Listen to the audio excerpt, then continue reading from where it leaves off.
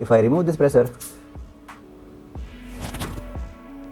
is changing its shape. I have 3 syringes here. In this one there is nothing, that means there is air. In this one there is a chalk which is solid, and in this one there is water. Some sugar crystals in this water, the sugar crystals will settle down, they will sink, because in our surroundings we see 3 different states of matter. Now, why there occurs difference between these 3 states of matter? There is difference because of the variation in the characteristics of particles of matter. Solid, liquid and gas, all 3 are made up of particles, but there are differences in the characteristics of these particles of these 3 states of matter. Hence there occur 3 different states of matter, that is solid, liquid and gas. The solid state. Here I have 3 examples of solid.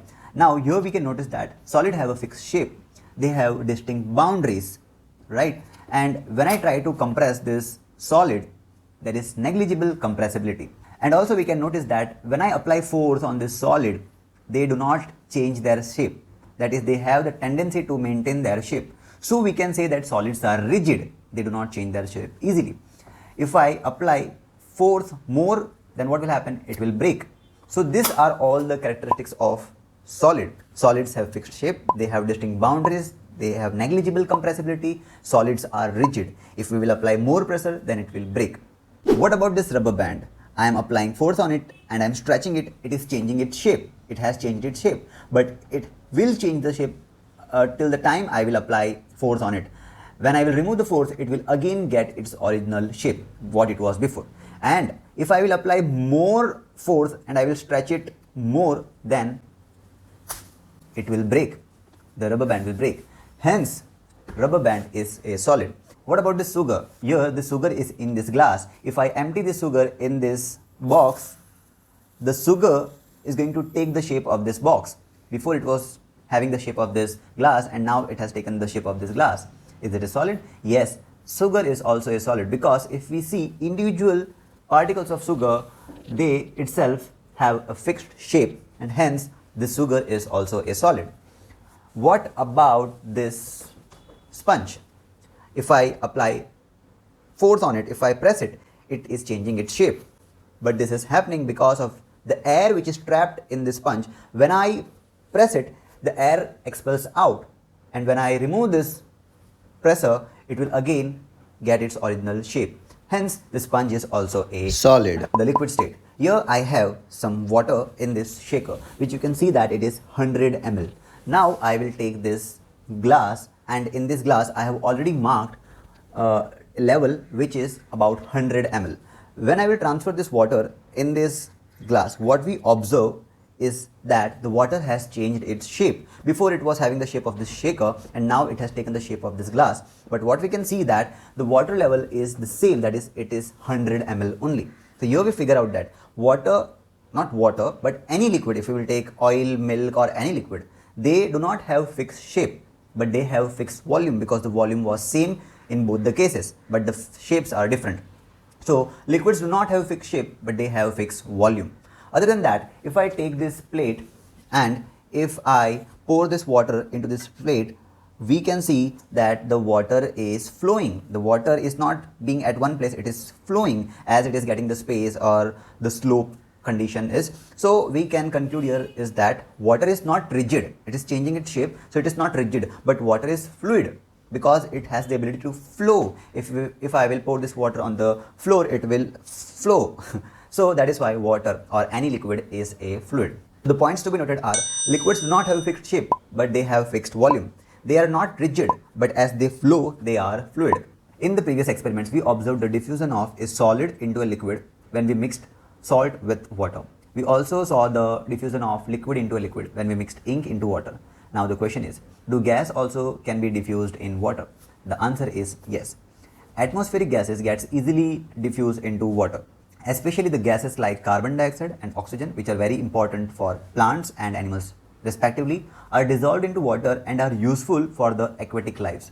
Carbon dioxide, which is dissolved in water, is used by the aquatic plants, and oxygen, which is dissolved in water, is used by the aquatic animals. So here we conclude that whether it is solid, liquid or gas, all these three states can be diffused into a liquid. The rate of diffusion of a liquid will be faster than the rate of diffusion of a solid. For example, when we diffused solid into a liquid and when we diffused liquid into a liquid, the liquid will diffuse faster, quickly, because the particles of liquid are having more space between them and they are more free to move, and hence they diffuse easily, and solids take more time. The gaseous state. Once upon a time, there was a boy named Chiku who went into a fair and he saw a balloon seller there who was selling balloons of many different colors. He went closer to him and he noticed that the balloon seller was filling many balloons from just one single cylinder. He went and asked to the balloon seller that how many balloons can he fill from just one single cylinder. The answer was in hundreds, and Chiku was shocked to know this. Then he asked the second question, that which gas is filled in this balloon. The balloon seller answered, it is helium gas because it is light and unreactive. So Chiku firstly concluded here that a single cylinder can fill many number of balloons. That means a single cylinder has a huge volume of gas in it. Yes, Chiku is correct. A huge volume of gas can be stored in a small cylinder. To understand more about it, we are going to do an activity. In this activity, I have three syringes here. In this one, there is nothing, that means there is air. In this one, there is a chalk, which is solid, and in this one, there is water, which is liquid. Now, I will try compressing them by closing this end points. So, first of all, I will take this empty one, that means which have air inside it, and I will try to compress it if it is possible. So, I have closed the top, and now I am trying to compress it. So, here I was successful initially to compress some amount of air, then yes, so I have compressed some amount of air here, okay. Now I am taking the second syringe which have chalk in it and I will try to compress this. No, I can't compress this chalk. Now I will take the third one which have water inside it and I will try to compress it. So I have closed it from the top.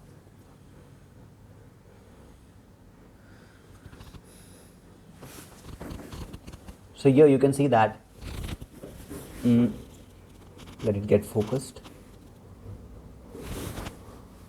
So here you can see that I can't, like I am able to compress a little bit, but you might not be able to see that difference, but I can feel that a little bit I am able to compress it. If I remove this pressure,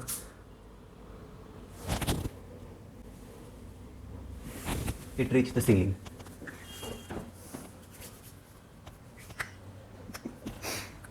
So with this activity, we understood that gas is highly compressible than solids and liquid. The LPG, that is liquefied petroleum gas, which is present in the cylinder of our kitchen, and the oxygen which is available in the hospitals in the oxygen cylinder, they both are compressed gas. Even in vehicles, the CNG gas, that is a compressed natural gas, is the gas which is compressed in the cylinder. So by compressing gas, a huge volume of gas can be stored in a small cylinder and can be transported easily. We can come to know what is being cooked in the kitchen even if we don't enter there. And we have already discussed the reason behind it, that is due to high temperature, the particles of the food get more kinetic energy and the smell of the food gets mixed into the air, and when it comes to our nostrils, we get the smell. So here we observe that the diffusion rate of gas is even more faster than the liquid. Gas diffuse more easily than liquid and solid. And the reason behind is that the gas have more space between them and the particles have more energy, and because of this reason they can mix with other gas easily. Now again in this syringe there is air inside it and I have closed it from the top. Now when I apply pressure into it, the air particles inside it are continuously moving from here to there, and hence they are applying pressure on the walls of this syringe. So here inside this syringe there is a pressure created, okay, due to the gas which is trapped inside it, and also I am putting pressure from down. So now when I will remove the finger from the top, the air will remove out with pressure like this. Now here is a solid, a liquid and a gas in this glass. We know that all these three are made up of particles. In the case of solid, the particles are very close to each other, that there is very less space between the particles of matter, as you can see in this figure. In the case of liquid, the particles have more space between them as compared to solid. And in the case of gas, the particles have even more space than solid and liquid both, and they are more free to move. The mass per unit volume of a substance is called its density. That is, density is equals to mass divided by volume. To understand this, here we have three glasses whose shape and size are equal. That means their volumes are equal.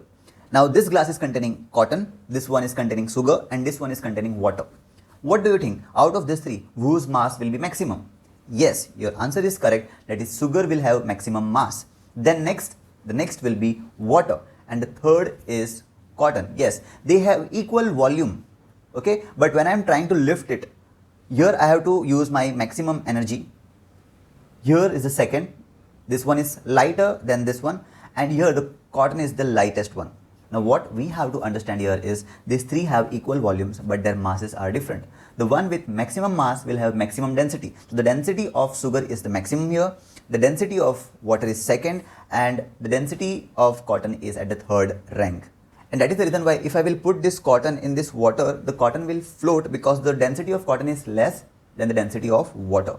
Okay, and that is the reason why if I will add some sugar crystals in this water, the sugar crystals will settle down, they will sink because the density of sugar is more than the density of water. Now I hope this must be clear to you, and based on this, here we are given some list of substances and we have to arrange them according to their increasing density. So the first will come air. Air is having the least density here. Second will be exhaust from chimneys. The third will be water. The third will be cotton, because here we saw the cotton, but it's sink down, it settled down because it has absorbed the water and then it sank down.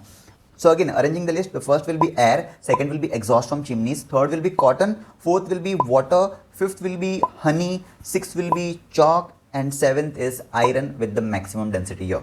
Tabulated differences in the characteristics of states of matter. Here we have three states of matter: solid, liquid and gas. We will start with the first characteristics, and that is shape. Solid, fixed shape; liquid, no fixed shape; gas, no fixed shape. Second, we'll talk about the volume. Solid, fixed volume; liquid, fixed volume; gas, no fixed volume. Third, we'll talk about rigidity / fluidity. Solids are rigid, liquids are fluid, gas are fluid.